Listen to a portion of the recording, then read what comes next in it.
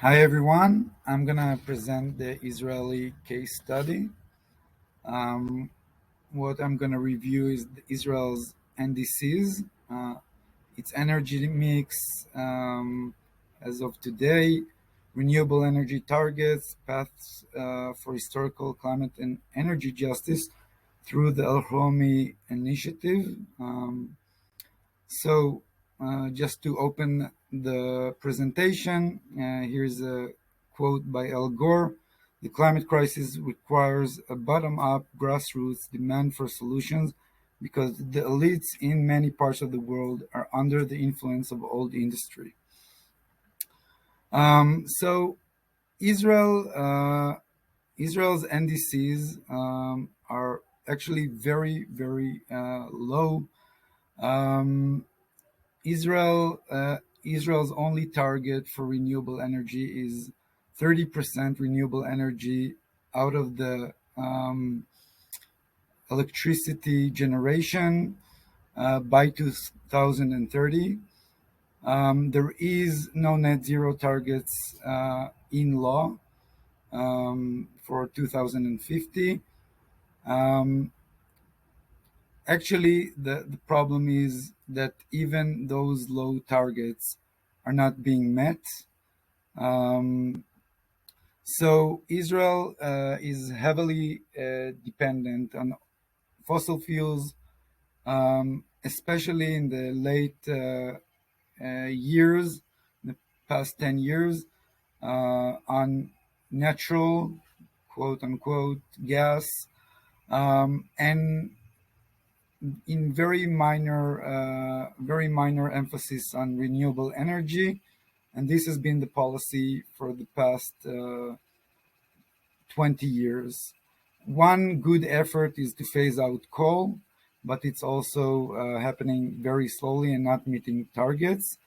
So currently, Israel is on about 10% renewable energy, which is very low and not meeting the targets.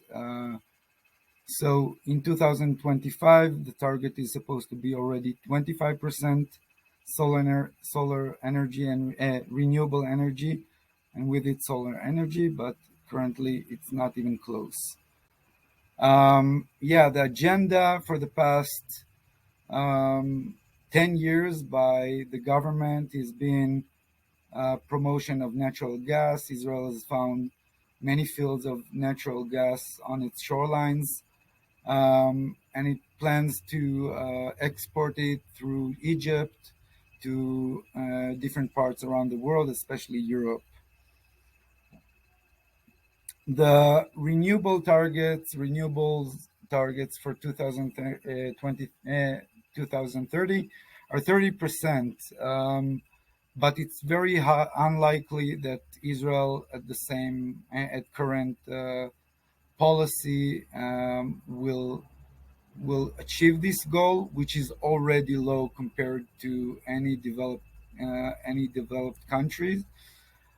The policy in Israel is very unsupportive, and the intriguing part is that Israel is a very sunny and good place for solar energy.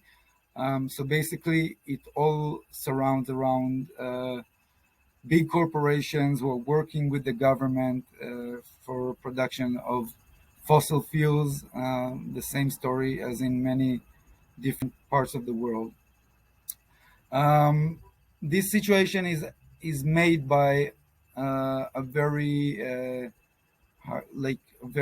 hard political situation that is actually manifesting right now in Israel. A very far right government has been chosen. So for the past 2 years, there was kind of center left government which promoted climate law and other policies to bring renewable energy up and fossil fuels down, but this is gonna go all to waste.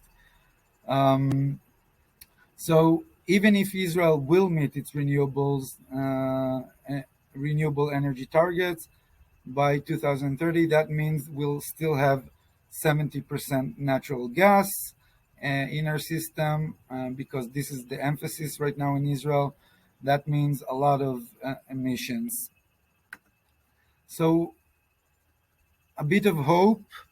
Um, there, a few months ago, the president of Israel has announced a climate forum, a voluntary climate forum, and many civilians, NGOs, CEOs, different people from different parts of society came together in a voluntary action to bring on climate initiatives who are promoted by the president.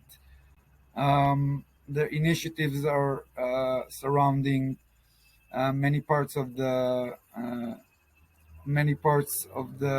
spectrum, from urban development to renewable energy. And there are 60 different initiatives.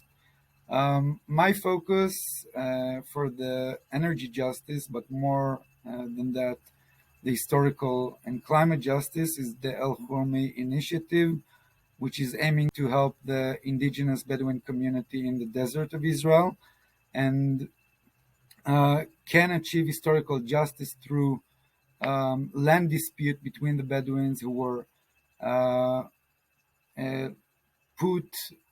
taken their lands when Israel got its independence in the independence war.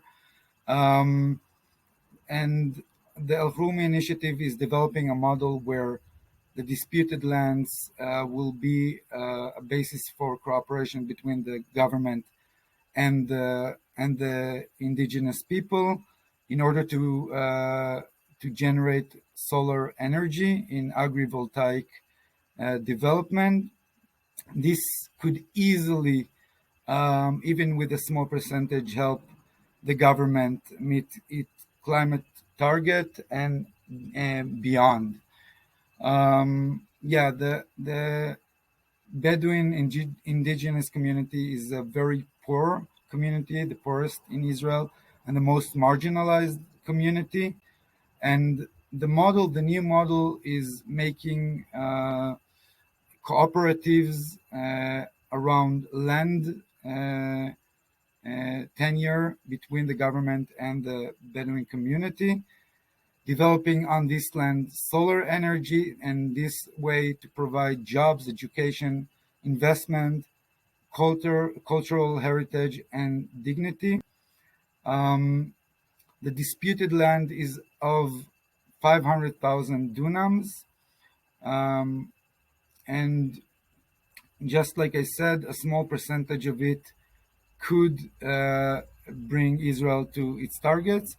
What's beautiful about this initiative is that many doors are opening through the Presidential Climate Forum, and a lot of ministries and ministers are listening and promoting this initiative, which is very unlikely to think about in normal situation.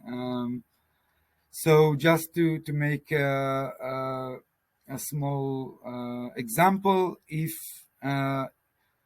we use one sixth of the land to produce solar energy, this will meet all Israel's 30% targets, which is already more because there is already 10% on the ground. One fourth of it will generate 50%. This will help the community get its dignity back, the government and the state its climate targets, and this is a very pioneering initiative, and hopefully they will continue and succeed in this. I'm in full support of them and trying to help them in the best way I can. That's it for now. Thank you very much.